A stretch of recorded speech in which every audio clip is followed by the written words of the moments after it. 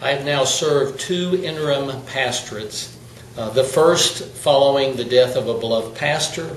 The second was a church that had lost 1/3 of its attendance and 1/3 of its giving.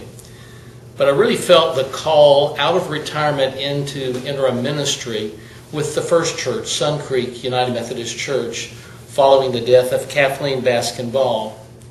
I felt especially called to that church because of my own life journey.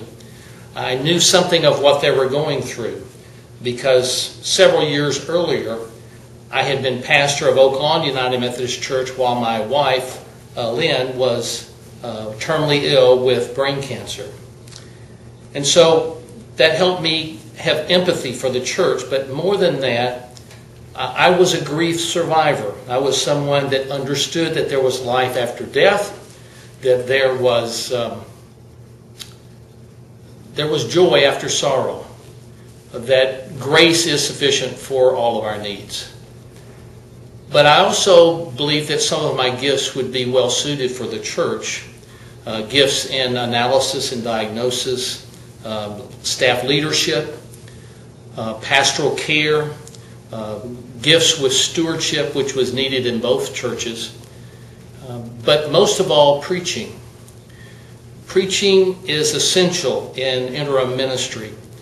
It is a different kind of preaching. It's not general preaching or just preaching from the lectionary. It's a tailor-made preaching for that particular church, that particular church situation. So if a church is suffering from grief, maybe the message comes from Isaiah about light in the midst of darkness. Or if the church is just kind of locked in the past, maybe a word from Paul, forgetting what lies behind and straining forward to what lies ahead.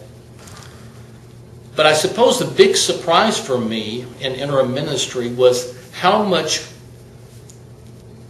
positive change could happen in a very short period of time. I guess you're already in change because you're in the midst of chaos, but so many positive things happened during those times. I came in both of those situations with great chaos, deflated spirit, but when I left, the church was healthy. It was ready to